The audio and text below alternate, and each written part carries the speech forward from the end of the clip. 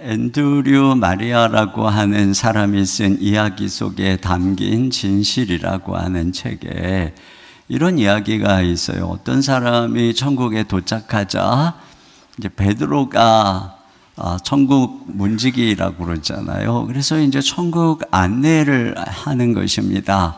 첫 번째 방에 갔는데 엄청 분주해요. 이게 무슨 방인고 하니 접수부였어요. 접수부. 그러니까 세상에서 사람들이 기도하는 온갖 청원을 접수하는 것으로서 많은 천사들이 그것을 유형별로 분류해서 올리느라고 엄청 바쁜 방이었어요. 두 번째 방에 들어갔는데 거기서도 엄청나게 많은 천사들이 막 바쁘게 움직였어요. 무슨 방인고 하니 거기는 포장 및 발송부였어요. 그러니까 사람들이 기도한 것에 대해서 이제 하나님이 응답의 선물을 보내시는데 그걸 포장해서 발송하느라고 너무 바쁘고 막 한쪽에 그냥 발송할 선물 꾸러미가 가득 쌓여 있는 것입니다. 세 번째 방에 저 구석진 데로 가서 보니까 거기는 너무 한산한 거예요. 천사 혼자 있는데 별로 할 일이 없어서 한가롭게 빈둥거리고 있어요. 그래서 이게 무슨 방이냐 했더니 이곳은 선물을 받은 사람들이 받았다라고 확인서를 보내는 것을 접수하는 곳이래요. 왜 이렇게 조용하냐고 물었더니 베드로가 시무룩하게 말하기를 참 서글픈 일이지. 사람들이 기도 응답의 선물을 받았다고 확인서를 보내는 사람이 거의 없어. 그러면 확인서는 어떻게 보내는 건데요? 아주 간단해. 응답을 선물로 받은 사람들이 하나님께 감사하다고 표현하면 되는 거야. 그런데 구할 때는 그렇게 열심히 구하더니 응답을 받은 이후에 그것에 감사하다고 응답하는 사람은 거의 없다네. 이런 이야기예요. 그러니까 우리들의 모습을 들여다보게 하는 그런 이야기죠. 근데 오늘 그것하고 아주 비슷한 이야기가 기록되어 있어요. 본문에도 10명의 나병 환자가 주님께 부르짖어서 다 치유함을 받았는데 한 명, 사마리아인 한 명만 예수님께로 돌아와서 감사하고 있는 내용이죠. 자, 오늘 이 본문을 통해서 감사에 대한 우리 주님의 가르침을 같이 묵상하려고 합니다. 첫째로는 돌아와서 감사하는 믿음이 참된 믿음이라고 하는 것이에요. 여기 보면은 믿음의 3단계가 나오는데요. 첫째로는 간구하는 믿음입니다. 13절입니다. 시작. 소리를 높여 이르되 예수 선생님이여 우리를 불쌍히 여기소서 하거늘. 네, 그들이 소리를 높여서 부르짖었어요. 우리를 그러는데 이 우리 안에는 유대인들이 있고 또 사마리아인도 있어요. 그 고난 앞에서 뭐 이방인이냐 유대인이냐 사마리아인이냐 하는 그런 차별 어떤 선들이 다 무너지고 그들이 하나가 되어서 한 뜻으로 기도하고 있는 것을 알죠. 그러니까 그들에게는 간구하는 믿음이 있었어요.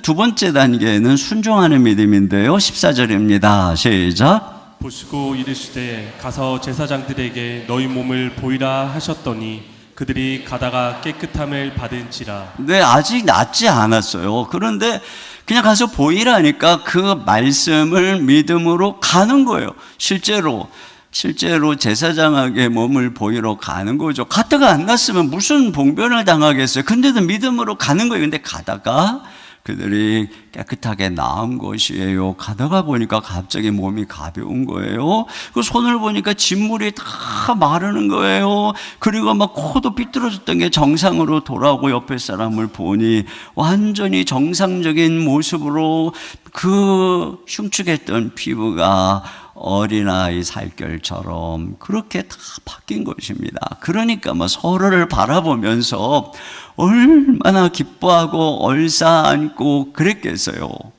여러분, 여기서 우리는 이들이 말씀을 믿고 순종하는 믿음, 그러니까 나아만과 같은 것이죠. 나아만과 같은 그런 믿음이 있었던 것을 알 수 있습니다. 여기까지는 10명이 다 똑같은 믿음을 가지고 있었어요. 자, 그런데 이 9명과 이 1명을 구별하는 세 번째 단계의 믿음이 있죠. 그것은 돌아와서 감사하는 믿음인데요. 자, 15절, 16절 보겠습니다. 시작. 그 중에 한 사람이 자기가 낳은 것을 보고 큰 소리로 하나님께 영광을 돌리며 돌아와 예수의 발 아래 엎드려 감사하니 그는 사마리아 사람이라. 자, 그 중에 한 사람만이 그 기쁨 중에 자기가 낳은 것을 보고 하나님을 기억했어요. 그래서 하나님께 큰 소리로 영광을 돌리는 것입니다. 그들이 앞에 보면은 큰 소리를 높여서, 그러니까 큰 소리로 하나님께 기도했어요. 그런데 그 큰 소리로 동일하게 하나님께 감사를 드린 사람은 이 한 사람, 사마리아 사람밖에 없었어요. 그런데 이 사람은 거기서 그친 것이 아니라 여기 중요한 것은 돌아왔어요. 가던 길을 돌아왔어요. 그래서 어떻게 했어요? 주님 발 앞에 엎드려서 감사를 한 것이죠.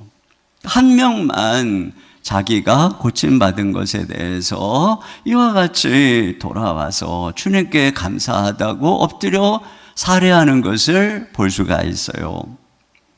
그러니까 예수님이 묻죠. 자, 17절입니다. 시작. 예수께서 대답하여 이르시되 10사람이 다 깨끗함을 받지 아니하였느냐? 그 9은 어디 있느냐? 그러니까 주님께서 9명은 어디 있느냐 하시면서 감사하지 않는 그들을 한편에서는 책망하시고 또 주님의 마음에 안타까운 마음을 느낄 수가 있어요. 그러면서 돌아와서 감사하는 이 한 사람에게 이렇게 말씀하세요. 19절 시작. 그에게 이르시되 일어나 가라 내 믿음이 너를 구원하였느니라 하시더라. 네, 감사하는 이 사람이 구원을 받았다 이렇게 말씀하십니다. 여러분, 이것을 보면은 주님께서 지금 엄청난 은혜를 베풀었잖아요.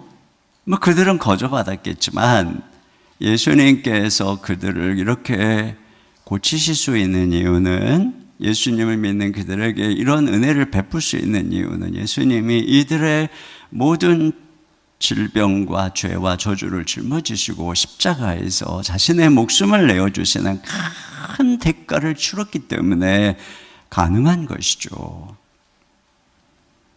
이런 엄청난 은혜를 그들이 다 입은 거예요. 그런데 한 사람에게만 그 은혜가 그 심령에 작용하고 있다는 것을 알 수 있어요. 여러분, 인간의 타락한 죄성은 어떤 것이냐면 로마서 1장 21절 상반절 보겠습니다. 시작. 하나님을 알되 하나님을 영화롭게도 아니하며 감사하지도 아니하고. 네, 그러니까 하나님께 영광 돌리지도 않고 하나님께 감사할 줄도 모르는 이 강팍한 마음, 이것이 바로 타락한 죄인의 모습이라는 것이에요. 그러면 왜 하나님께서, 왜 예수님께서 이렇게 이유 없이 거저 그들에게 이 엄청난 은혜를 베풀었을까요? 그것은 그들의 강팍한 마음을 돌이키려고 은혜를 베푸신 거예요. 근데 여기 보면은 이 사마리아 사람이 있잖아요. 그는 아주 그냥 정확하게 이 은혜가 작용한 것을 알 수 있어요. 그래서 이 사람이 행한 게 뭐예요? 먼저 주님께, 하나님께 영광을 올려드리고, 그리고 돌아와서 예수님께 감사하고 그런 것이죠.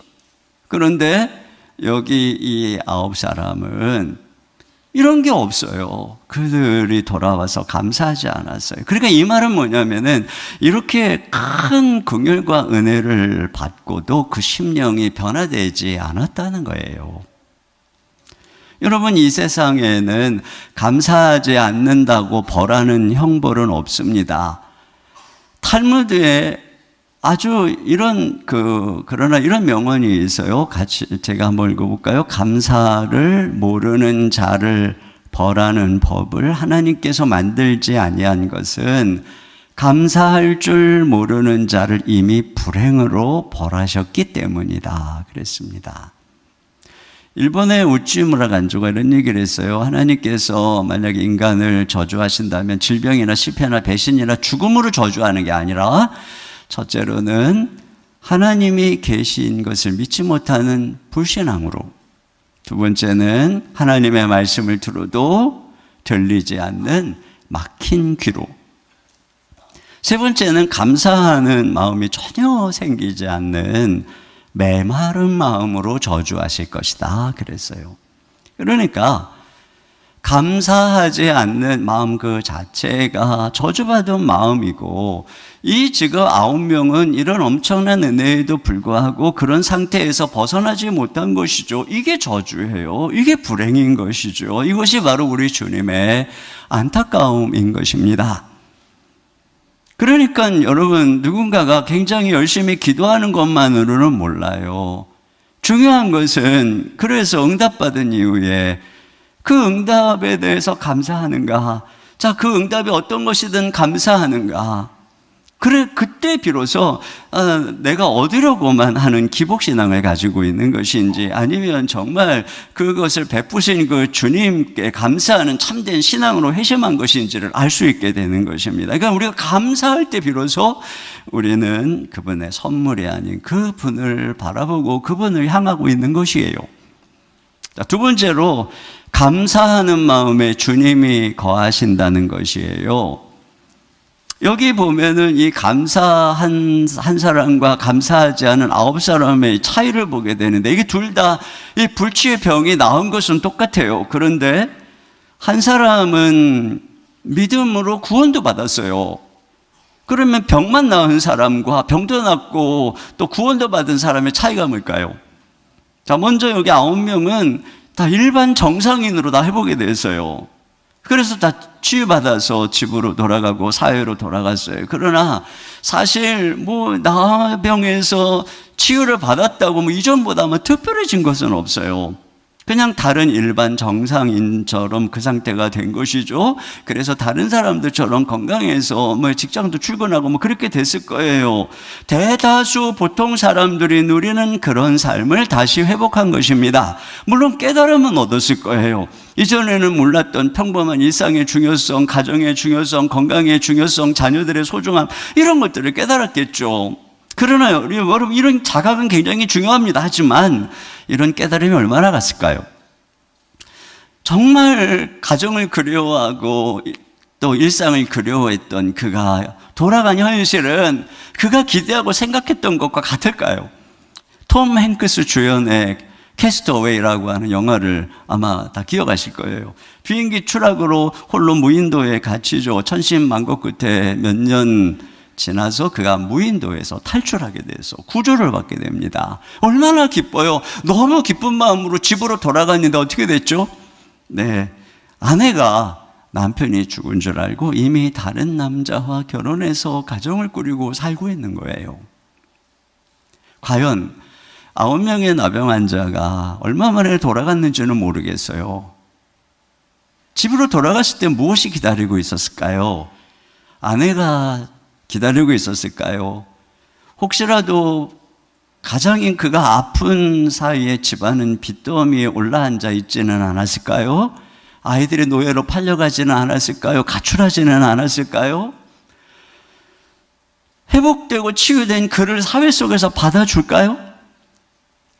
여러 가지 상황 속에서 과연 그가 가진 이 깨달음 하나 가지고 일상의 모든 문제를 다 해결할 수 있을까요? 여러분, 제가 아마 많은 남자분들이 그러겠지만 군대에서 제대할 때 다 제대할 날짜를 손꼽아 기다립니다. 이제 국방부 시계는 거꾸로 매달려도 돌아간다 이러면서 제대할 날만 꼽고, 그러면 이제 사회인으로 자유인으로 꿈같은 생활을 기대합니다. 그렇게 제대를 했어요. 그리고 집에 왔는데 저를 기다리는 현실은 가난한 가정, 아버지로 인해서 상처받은 동생들의 아픔, 방황, 그리고 힘들어하는 어머니의 모습이었어요. 기대는 며칠 만에 무너지고 다시 군 생활로 돌아가고 싶더라고요. 결국은 제가 매일매일 주님 앞에 나아가서 엎드리며 하루하루 긍휼을 구하며 살아갈 때 주님이 하나씩 회복시켜 주신 거죠. 그러니까 깨달음도 아니에요. 무슨 기대도 아니에요. 뭐 예수님이죠.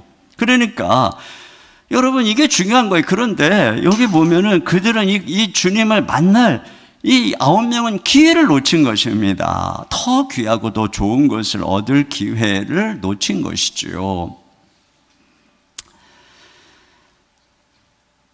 자, 그런데 여기 한 명은 어떠냐?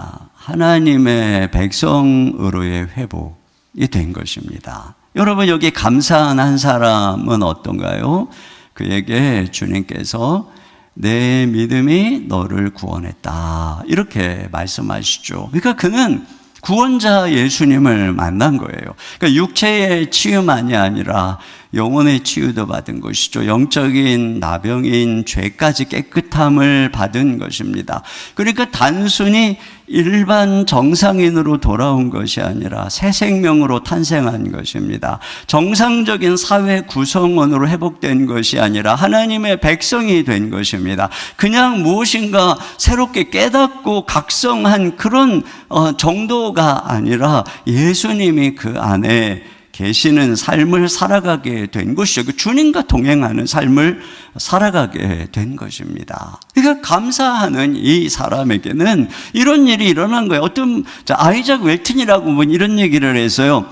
하나님의 주소는 두 가지가 있는데 첫 번째 주소는 하늘나라이고 두 번째 주소는 감사하는 사람의 마음이다, 이런 얘기를 했어요.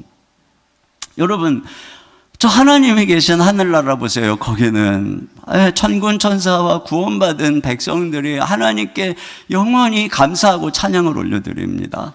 하늘나라는 그곳이에요. 그러면 그 하나님이 이 땅에는 어디에 계시느냐? 바로 주님께 감사하고 주님께 찬송하는 마음입니다. 거기에 주님이 계시고 동행하는 거예요. 그리고 주님이 거하시고 주님이 임재하는 인생에는 주님의 통치가 이루어지는 것입니다. 그래서 그 사람이 가는 삶에 여러 가지 어그러지고 힘든 일이 있어도 주님의 통치가 그 사람을 통해서 임하는 거예요. 그 사람이 발을 밟는 곳마다 그런 은혜가 임하는 것입니다. 어떤 분이 교도소에서 예수님을 만났어요. 그래서 거기서 성실하게 변화되어서 아주 너무 모범수로 지내니까 가석방으로 출소가 됐어요. 그래서 그가 출소가 돼서 보고 싶은 가족으로 돌아와서 포장마차를 열심히 성실하게 운영하면서 하루하루 살아가고 있는데 갑작스럽게 아내가 췌장암에 걸렸어요. 또 이 불행이 연속해서 다가오는데 큰아들이 뺑소니차에 치여서 사망을 했어요. 작은 아들은 자폐가 있었는데 이게 더 심해져가지고 이게 막 폭력성으로 막 때려 부수는 거예요. 거기다가 자기가 열심히 살아보려고 돈을 벌 때마다 이 친한 형이 하고 있는, 옛날에 이게 개를 들었잖아요. 그 개돈을 달달이 부었어요. 그래서 필요할 때 얘기를 했더니 아내 치료비 때문에 돈이 없다는 거예요. 누가 다 가져갔다는 거예요. 떼먹었다는 거예요. 배째라는 거예요. 그래서 너무 화가 났어요. 그래서 이 사람이 다 죽여버리고 나도 죽겠다, 뭐 이런 생각을 한 거예요. 그러기 전에 내가 나를 전도한 교도관님에게 전화를 한번 해야지. 그리고서 얘기를 했어요. 그랬더니 이 교도관 장로님이 이렇게 얘기를 한 겁니다. 뭐 어떻게 상황이 없으니까, 그러나 하나님께서는 범사에 감사하라고 하지 않았느냐. 한번 하나님께 감사해보자. 믿음으로 감사해보자. 감사할 만한 상황에서 감사하는 것은 누구나 하지 않느냐. 그러나 하나님께서 범사에 감사하라고 하는 것은 감사하지 못할 상황에서도 감사하라고 한 거니까 억지로라도 하나님 말씀 믿고 한번 해보자. 그러고 안 되면 그때 끝장내라. 어쩌면 이게 너의 믿음의 마지막 관문일 수도 있어. 이렇게 이제 도전을 한 것입니다. 그리고서는 이제 전화를 끊고 매일같이 설득을 하는 거예요. 감사해라. 감사했냐? 이러니까 이 분이 이제 억지로 이 상황에서 뭐 어떻게 방법이 없으니까 감사를 하기 시작하는데 뭐 헛웃음이 나오더래요. 그래도 하루, 이틀 이렇게 감사를 하기 시작하는데 한 달쯤 되니까 마음에서부터 감사가 우러나오기 시작하더래요. 아내가 그래도 아직 살아있음에 감사하고, 그것도 자폐로 폭력성은 있지만 그래도 그 아들이 곁에 있어서 감사하고, 그래서 이런 마음이 들어서 그 아내를 부여잡고 감사하며 기도하고, 또 폭력성 있는 아들을 부여잡고 감사하며 기도하고, 누워서도 감사하고 길을 가면서도 감사하고 모든 일에 감사를 했대요. 그런 상황 속에서 신기하게도 말이에요, 마음의 평강이 오고 힘이 나고, 또 그러면서 상황이 좋아지기 시작하더래요. 아내가 점점 회복되기 시작하고, 폭력성이 있는 아들도 점점 폭력성이 줄어들기 시작하고, 그리고 그 형님이 전화를 했대요. 너무너무 미안하다고, 내가 네 사정 아는데 내가 네 돈만큼 어떻게 해서든지 갚을게 라고 약속을 하고, 조금 있다가 또 일부를 보내더래요. 그러니까 너무너무 마음이 기뻐가지고, 또 하나님께 그 일부를, 11조를 떼서 하나님께 감사 예물로 드렸다는 것이에요. 이렇게 무엇보다 중요한 것은 이번에 고백이 이렇게 감사가 주는 은혜가 너무나 벅차다 보니까 이제는 아무리 어려운 일이 와도 절대 지지 않고 내가 그 상황을 지배하고 이길 수 있다고 하는 힘이 자기들에게 생기더라고 하는 것이죠. 여러분, 이것이 바로 감사로 주님과 동행하는 사람의 축복인 것이에요. 그러니까 감사는 내 삶에 주님을 초청하는 거예요. 내가 정말 어떤 어려운 상황에 대해서 감사합니다, 주님을 그 자리에 초청하는 거예요. 누구에 대해서 감사합니다, 주님을 초청하는 거예요. 그리고 그분의 통치가 시작이 되는 것이죠. 그리고 그분이 회복시켜 주시는 거예요. 찰스 스펄전이 이런 얘기를 했습니다. 별빛에 감사하는 자에게 달빛을 주시고, 달빛에 감사하는 자에게 햇빛을 주시고, 햇빛에 감사하는 자에게 영원히 지지 않는 주님의 은혜를 주신다. 저는 이 사마리아인이 그냥 주님께 와가지고 주님 너무 감사해요, 고쳐 주셔서 감사해요 그랬더니 영적인 복을 주셨잖아요. 그리고 그 이후에도 계속 그는 이 사마리아인을 보면 그냥 평소에 감사하고 살았을 것 같아요. 그러니까 점점 그 삶이 얼마나 멋져졌을까. 예수님 죽으시고 부활하시고 성령님 임하시고 사도행전의 시대 속에서 이 사람은 분명히 그 사마리아에서 엄청나게 하나님께 쓰임받는 초대교회 주인공이 되지 않았을까, 그런 상상을 해보게 됩니다. 세 번째로, 감사의 마음은 길러야 자란다는 것이죠. 카네기가 이런 얘기를 했어요. 같이 한번 읽어볼까요? 자, 시작. 배은 망덕은 들풀과 같아서 가만히 두어도 자라나지만 감사는 장미와 같아서 계속 길러야 자라난다. 네. 원망하고 불평하고 하는 것은 뭐 교육을 안 해도 그냥 누구나 다 잘해요. 우리 죄인의 본성에 잘하고 있는 잡초와 같아요. 그런데 감사가 저절로 자라는 사람은 아무도 없어요. 감사는 길러야 돼요, 우리 안에서. 그럼 어떻게 감사의 마음을 기를까요? 첫째로는 당연히 여겨온 것을 소중히 여기고 감사해야 됩니다. 여기 10명 중에 1명 사마리아인만 감사를 하고, 유대인 하나님의 백성이잖아요. 9명은 1명도 감사를 안 했어요. 제가 이것을 묵상하다가 문득 어떤 분의 이야기가 생각이 났어요. 이분은 이제 사회 속에서 참 여러 가지 사람들을 돕고 또 하는, 이런 어려운 사람을 이런 일을 아주 잘하는 분이세요. 근데 이분이 이제 우리 교회에 전도가 돼서 오셨고 예수를 믿게 됐어요. 그러다 보니까 이제 성도들에게도 친절을 베풀고 그랬겠죠. 근데 어느 날 이분이 저에게 와서 이러는 거예요. 자기가 믿지 않는 일반 사람들을 도울 때는 그들이 자기에게 엄청 와서 고맙다는 표현을 잘했는데, 이상하게 목사님 성도들은 제가 도와도 고맙다는 표현을 잘 안 해요, 이러는 거예요. 내가 얼마나 얼굴이 화끈화끈 하는지요. 지금도 막 그 기억이 있어요. 제가 생각을 해봤어요. 왜 그럴까? 이게 이유가 그건 것 같아요. 우리가 은혜에 익숙한 거예요. 여러분, 우리 자녀들이요, 옆집 아줌마나 모르는 사람이 뭘 도와주잖아요. 그러면 고맙다고 그래요. 그런데 엄마 아빠가 무지막지하게 은혜를 베푸는데 엄마 아빠한테는 고맙단 말을 안 해요. 왜 그러죠? 낳아줬으니까 기르는 거 당연하죠. 요즘 애들 이렇게 생각하더라고요.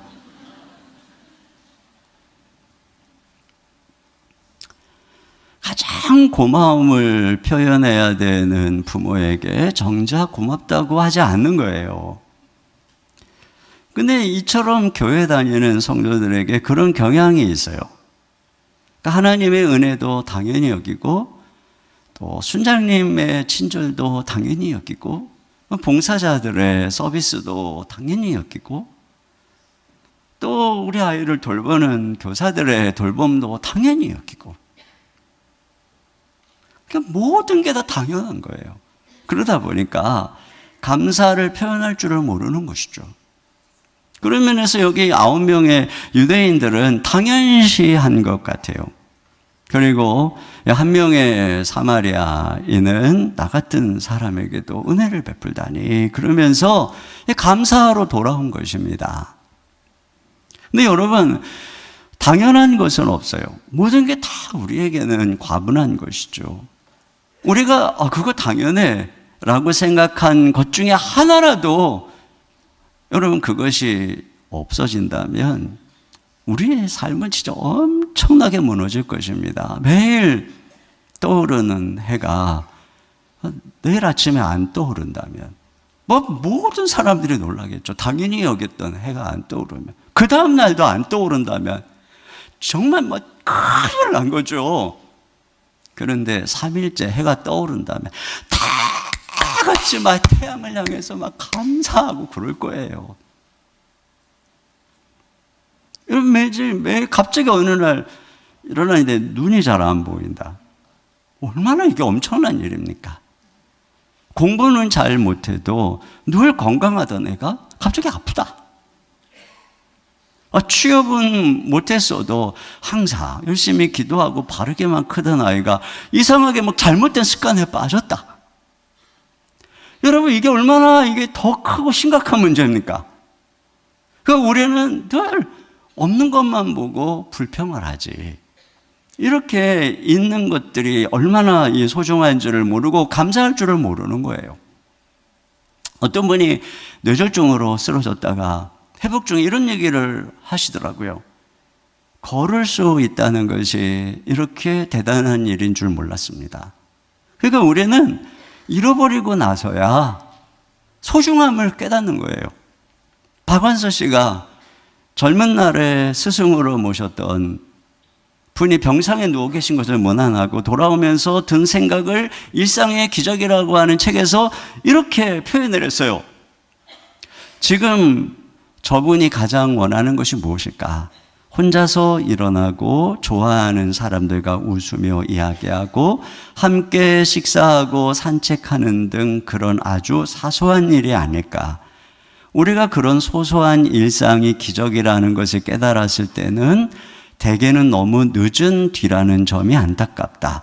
우리는 하늘을 날고 물 위를 걷는 기적을 이루고 싶어 안달하며 무리를 한다. 땅 위를 걷는 것쯤은 당연한 일인 줄 알고 말이다. 여러분, 우리가 이런 소소한 일상을 그냥 당연하게 여기지 말고 그것을 소중히 여기고 감사할 때 잃어버리지 않는 것입니다. 요즘에는 이 감사가, 제가 감사에 대한 자료를 찾아보니까 이 교회에서뿐 아니라 일상 기업이나 이런 데서도 감사 운동을 굉장히 많이 하더라고요. 포스코 그룹에서 직원들 대상으로 감사 나눔을 했는데 서병수라고 하는 반장이 아내에게 100감사를 쓴 거예요. 100감사. 100가지 감사를. 100가지 감사를 쫙 쓰다 보니까 자기가 소중한 아내에게 너무나 무심하고 함부로했다는 걸 깨달은 거죠. 그래서 그가 100가지 감사를 끝마치고 한마디로 자신의 어리석은 삶을 이렇게 한 줄로 썼어요. 내가 무슨 짓을 하고 산 거지? 부모님 똥 오줌 다 받아준 아내에게. 이렇게 감사로 변화된 남편의 모습을 본 아내가 이렇게 고백을 해요. 이전에 자기 남편 핸드폰에 자기 이름에 양아치라고 썼대요. 얼마나 굉장히 못되게 글었으면 남편이 양아치라고 썼을까 몰라요. 근데 그걸 봤을 때 남편이 자기 그렇게 만들었다고 생각했대요. 애들 셋 키우고 시부모님 돌보면서 악만 남았다는 거죠. 그래서 이혼도 수시로 생각했는데 애들 때문에 참고 살았다는 거예요. 그런데 지금 전혀 다른 사람하고 사는 것 같고 자기가 결혼을 2번째 한 것 같다, 이런 고백을 했어요. 그러니까 여러분, 우리가 은혜를 당연시 여기지 않고 소중히 여기면서 살아갈 때 그것을 지키게 되는 것입니다. 그래서 누군가가 우리가 이 감사를 연습하는 것은 모든 그 은혜의 통로를 열심히 닦아주는 것과 같다, 그런 얘기를 했어요. 여러분, 기계도 계속 닦아줘야 작동을 계속하고 정수기도 노즐을 청소해줘야 맑은 물을 계속 공급할 수 있는 것이고 하수구도 뚫어줘야 되는 것이고 자동차도 수시로 점검을 해야 계속 사용할 수 있는 것처럼 우리가 은혜를 누리려면 감사로 그 통로를 계속 닦아줘야 된다는 것이에요. 가정이라고 하는 은혜의 통로를 감사로 계속 닦아줘야 가정이 더 평안할 수 있는 거예요. 제가 어저께 갑자기 우리 애들이 옆에 있어갖고 큰딸에게 먼저, 얘야, 너 참 잘 자라줘서 고맙다. 옆에 있는 또 우리 막내에게, 너 참 잘 자라줘서 고맙다. 그때 애들이 뭐랬는지 아세요? 아빠 갑자기 왜 그래? 이런 말을 자주 해야 돼요. 여러분, 교회라고 하는 은혜의 통로도 감사로 자꾸 닦아줘야 돼요. 그래서 내 주변에 만나는 분들에게 감사로 표현을 할 때 계속적으로 교회는 나에게 소중한 은혜의 통로가 되는 것이에요. 무엇보다 하나님과의 관계를 감사로 잘 닦아야 돼요. 그래서 우리는 하나님께 나아갈 때 먼저 하나님 감사합니다 하고 그분을 찬양하고 이래야지. 다짜고짜 그냥 하나님 뭐 이거 주세요, 하나님 왜 이러십니까? 여러분, 이러면 곤란하죠. 우리가 세상 사람한테 가서 뭘 부탁할 때도 안 그러는데 말이에요. 또 무엇보다 감사로 내 영혼과 마음을 닦아야 됩니다. 여러분, 우리가 이 감사를 잃어버리면 우리 마음이 점점 메마르게 되는 것이에요. 자, 2번째로는 즉각 감사를 표현해야 됩니다. 이 9명이 감사하는 마음이 왜 없었겠어요? 그런데 그런 것 같아요. 나중에 감사하자. 일단은 제사장에게 가서 보이고 빨리 집으로 돌아가자. 보고 싶은 가족에게 이 기쁜 소식을 전하자. 그리고 예수님 뭐 유명한 분이니까 나중에 감사하면 되지. 아마 이런 생각을 하지 않았을까 싶어요. 그런데 가정으로 돌아갔는데 상황이 그렇게 녹록지 않았을 거예요. 자기가 이 엄청난 문제가 해결돼서 너무 기쁘고 모든 게 다 끝난 건 줄 알았는데 집에 돌아가니 이런 문제 저런 문제 막 고민이 몰려왔겠죠.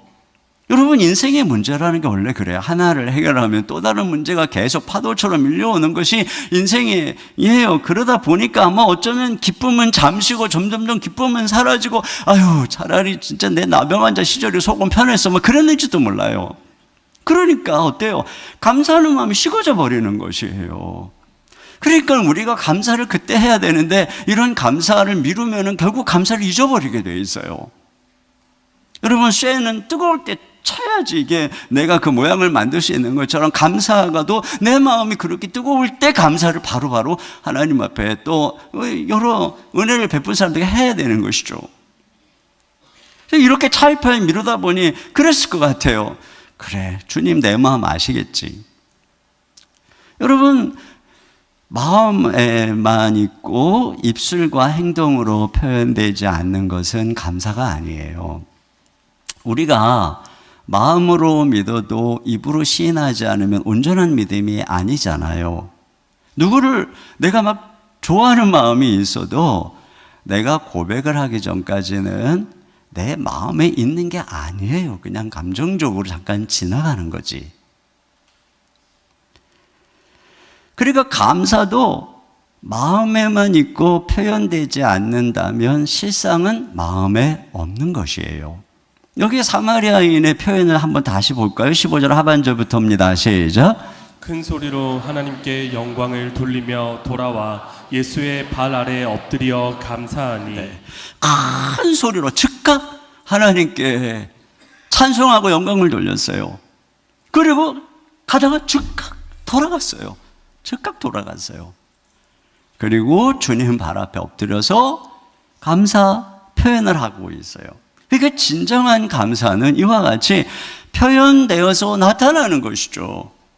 오늘 추수감사 주일인데 저 설악산 단풍 구경 가면서 주님 그래도 제 마음 아시죠? 주님 알죠? 그래 네 마음에는 단풍밖에 없구나. 네. 그래도 지금 온라인으로 예배 드리시는 분 한 50%는 있는 거예요. 여러분 이처럼 감사는 표현돼서 나타날 때 내 마음에 있는 거예요. 우리가 표현하는 거기에 마음이 있는 거죠. 우리의 물질이 있는 곳에 우리의 마음이 있는 거예요. 우리의 행동의 표현이 있는 곳에 우리의 마음이 있는 거예요. 마음이라고 하는 것이 뭐 어디 이렇게 집처럼 이렇게 존재하고 있는 게 아니에요. 우리의 감정과 지식과 의지의 작용 속에서 실제적으로 내 안에 정서를 일으키고 그것이 내 의지를 움직여서 나로 하여금 무엇인가를 표현하고 행동할 때 거기에 마음이 있는 거예요. 그때 마음이 존재하는 거예요. 그러니까 실제로 내가 감사하지 않는다면 감사하는 마음은 없는 거예요. 입술로 원망하고 불평한다면 그 사람 안에는 당연히 감사가 없는 거예요. 입술로 찬양하고 내가 글로 오늘도 하루에 5개씩 그렇게 주님께 표현을 하고 있다면 그때 내게는 감사의 마음이 존재하고 있는 것이에요. 마음은 이와 같은 거예요. 주님께 부탁할 때에는 막 열일 제쳐놓고 막 밤을 새고 새벽에 뛰어오고 그냥 막 문을 두드리면서 그냥 주님 하고 요청하고 그리고 응답을 받은 다음에는 나중에 감사하지. 여러분 이러지 말고 감사를 우리가 즉각해야 되고 감사를 표현해야 되는 것이죠. 그때 우리는 더 소중한 그분을 만나는 거예요. 그렇잖아요. 내게 선물을 준 사람에게도 나에게 도움을 준 사람에게 감사할 때 우리는 단순히 그 도움이 아니라 그 사람을 인격적으로 만나는 거잖아요. 그런 면에서 마지막으로 감사를 연습해야 됩니다. 여러분 성경에 여러 명령 중에 우리에게 찾으라 하도록 한 게 뭔지 아세요? 그러니까 항상 기뻐하라는 거예요. 그러니까 기쁨을 늘 이렇게 연습해야 돼요. 그래서 제가 그랬잖아요. 잠시 고민하다가 그냥 기쁨이 우리의 모두가 되고 잠시 우울하다가 기쁨. 이게 항상 우리의 정서가 예수님 안에서 기쁨이 체질이 돼야 돼요. 항상 기뻐하라. 또 쉬지 말고 기도하라. 기도도 늘 체질이 돼야 돼요. 끊임없는 연습 속에서. 그 다음에 뭐예요? 범사에 감사하라. 감사도 내가 쉼 없이 모든 일 속에서 연습하고 그렇게 해서 내 것을 만들어야 돼요. 습관을. 그러니까 우리가 이 기쁨과 기도와 감사를 체질화하잖아요. 그러면 여러분의 삶에 복이 오는 거예요. 하나님께서 놀라운 복을 주시는 거예요. 그래서 누군가가 그런 얘기를 하더라고요. 감사 습관은 방탄복을 입은 것과 같다. 여러분 방탄복이 외부에서 막 강력한 총알도 그냥 딱 막아주잖아요. 창도 딱 막아주고. 그러니까 감사를 하잖아요. 어떤 스트레스, 어떤 상처가 와도 절대로 상처받지 않아요. 쓰러지지 않는 거예요. 그러니까 방탄복. 어느 두 분의 교수가 감사를 통한 긍정적 마음을 연구를 했는데 이런 마음을 가지면 강력한 면역력이 형성이 된다는 거예요. 그래서 질병의 위험에서 벗어나서 감사하는 사람이 감사하지 않는 사람보다 평균 10년을 장수한다. 이렇게까지 얘기를 하더라고요. 미국의 시카고에서 태어난 워너 솔맨이라고 하는 화가가 있어요. 이분이 Head of Christ라고 하는 예수님의 초상화를 그렸습니다. 예수님의 모습이 담긴 이분의 그림책은 500만 부 이상이 인쇄되었고 전 세계에서 가장 잘 알려진 예수님의 모습이에요. 근데 이분이 이 그림을 그리게 된 동기가 있습니다. 이분이 1917년에 결혼을 하고 얼마 안 된 젊은 나이에 임파선 결핵에 걸렸어요. 이때만 해도 결핵은 이건 그냥 불치병입니다. 그 의사가 당신 앞으로 3개월밖에 못 산다는 거예요. 아내는 당시 유명한 가수였대요. 근데 임신까지 한 거죠. 그러니 아내에게 미안하고 태어날 아이에게 미안하고, 그러니 잠을 이룰 수 없고 절망과 괴로움 속에 신음을 하고 있었는데 어느 날 아내가 이 솔맨을 위로하면서 이렇게 얘기를 했어요. 여보, 3개월밖에 못 산다고 생각하지 말고 하나님께서 우리에게 3개월을 허락하셨다고 생각하며 감사합시다. 우리 아무도 원망하지 말고 3개월이라고 하는 천금 같은 시간을 아름답게 만들어 봅시다. 3개월이나 되는 기간을 살게 허락하신 하나님께 감사합시다. 그 말을 들어보니 뭔가 가슴에 왔어요. 그래가지고 그가 원망과 불평을 하지 않고 이 아내 말대로 남은 3개월을 감사하며 살겠다고 다짐을 합니다. 그래서 그때부터 모든 것에 감사하는 거예요. 작은 일에서부터 감사하고, 길을 가면서도 감사하고, 떨어지는 낙엽에도 감사하고, 부는 바람에도 감사하고, 떠오르는 햇살에도 감사하고, 모든 것을 감사하다 보니까 어느 날부터 이상하게 마음이 변해내고 또 일에 의욕이 생기더래요. 그래서 그가 그리기 시작한 게 바로 예수님의 초상화였던 거예요. 그래서 그 예수님의 초상화를 3개월 동안 그린 거예요. 그 안에 그린 거예요. 계속 예수님의 초상화를 그리면서 감사하는데 3개월이 지났는데 죽기는 그냥 컨디션이 더 좋아진 거예요. 그래서 병원에 갔더니 검사를 했는데 결핵이 싹 나와버린 거예요. 그러니까 그 존 헨리라고 하는 의사가 도대체 무슨 약을 먹었는데 이렇게 결핵이 싹 나와버렸느냐. 그래서 자기가 뭐 다른 약은 먹은 것이 없고 굳이 약이라고 그러면 아내가 주는 감사의 약을 먹었다. 그러니까 그가 박수를 치면서 그게 명약입니다. 감사가 최고의 항암제이고, 감사가 최고의 해독제이고, 감사가 최고의 치료제입니다. 뭐 이러더라는 거예요. 여러분, 제가 보니까요, 감사가 건강만 그런 게 아니더라고요. 일본의 다게다 제과의 다게다 와헤이 회장이 성공하게 된 계기가 있는데, 그가 언젠가 한 실험을 봤대요. 그게 뭐냐면 이게 두 개의 병이 있는데 한쪽에는 막 분노하는 사람의 입김을 가득 담아놓고 한쪽에는 감사하는 사람의 입김을 담아놓고 모기를 갖다 집어넣었더니 이 분노하는 사람의 입김이 있는 모기는 금방 질식해서 죽었는데 이 감사하는 사람의 들어가는 모기는 더 활력이 있어갖고 막 날아다니더래요. 이 사람이 이걸 본 거예요. 이걸 보고서는 야, 정말 감사하는 입김이 다르구나. 그렇다면 이 과자를 만드는 우리 직원들이 감사하면서 과자를 만들면 이 과자가 얼마나 더 맛있을까, 이 생각을 했다는 거예요. 그래가지고 직원들에게 과자를 만들기 전에 감사합니다를 막 계속 하게 하고, 서로를 바라보면서 감사합니다, 아리가또 고자이마스 막 이렇게 감사하게 하고, 그리고 또 중간중간에 감사하게 하고 그랬더니요, 과자가 대박이 나기 시작하더라는 거예요.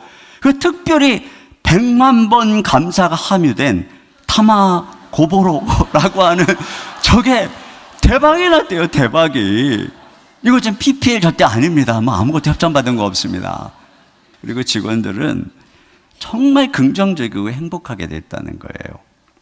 여러분, 우리가 이렇게 세상적인 감사도 그렇다면 우리가 드리는 감사는 단순한 감사를 통한 긍정적 마인드가 아니에요. 우리는 주님께 감사하는 거예요. 모든 것을 다스리시는 하나님께 감사하는 거예요. 그분을 초청하는 거예요. 그분을 인정하는 거예요. 그분을 높여드리는 거예요. 여러분, 그렇다면은 얼마나 더 놀라운 일이 일어나겠어요. 우리 11월 말까지 감사 노트 쓰자고 그랬잖아요. 여러분, 지난 한 주간 안 썼어도 오늘부터 써도 30 며칠이 남아있어요. 그러니까 한번 써보세요. 감사 노트 없어도 된다 그랬잖아요. 어디다 써도 되고요. 하루에 5가지 정도 거기다가 감사에는 쓰는 거예요. 아이들에 대해서도 감사하고, 또 글로만 쓰지 말고 표현도 하고, 감사합니다 표현도 하고, 힘들수록 감사하세요. 미울수록 감사하세요. 감사하세요. 그래도 뒤통수가 이쁘구나 하고 그냥 감사하세요. 괴로울수록 감사하세요. 진짜요. 따라서 해보세요. 감사합니다. 감사합니다. 감사합니다. 그러면 달라져요. 달라져요. 진짜예요.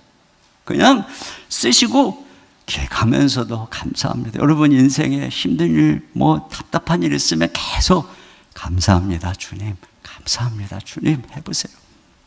기적이 일어나게 될 줄로 믿습니다. 우리 시간에 같이 함께 우리 여기까지 우리를 인도해 주신 에베네셀 하나님께 우리 감사의 찬양을 드리도록 하겠습니다.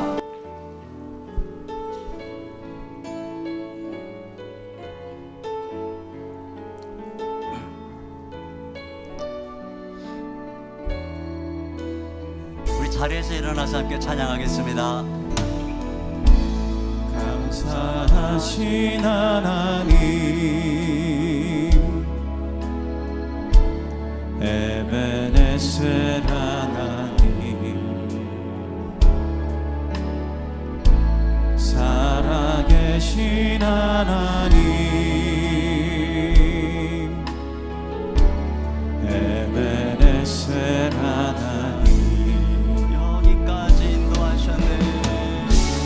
여기까지 인도하셨네. 감사하신 하나님, 여기까지 인도하셨네. 살아계신 하나님, 감사하신 하나님, 에베네셀 하나님,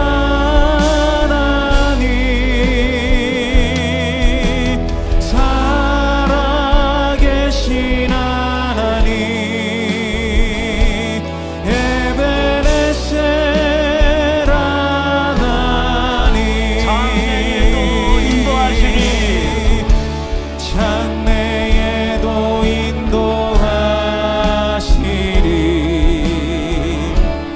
감사하신 하나님, 장래에도 인도하시리. 살아계신 하나님, 감사하신 하나님, 에베네셀 하나님, 살아계신 하나님, 에베네셀 하나님,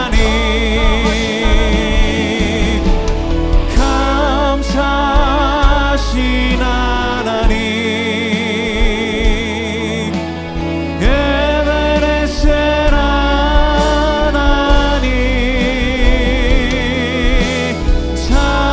살아계신 하나님, 에베네셀 하나님.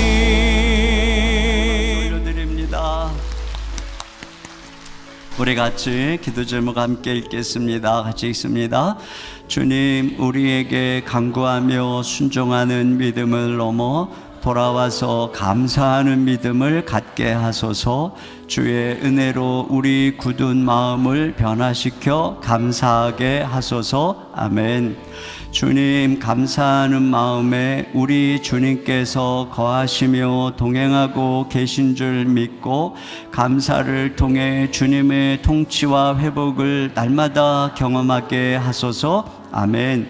주님, 당연히 여겨온 것들을 소중히 여기고 즉각적으로 감사하며 삶에서 작은 은혜에도 감사를 연습함으로 감사가 체질화되게 하소서. 매일 감사 노트를 통해 놀라운 감사 기적의 역사가 나타나게 하소서. 아멘. 우리 다 같이 한 목소리로 기도하겠습니다. 하나님 아버지, 감사합니다.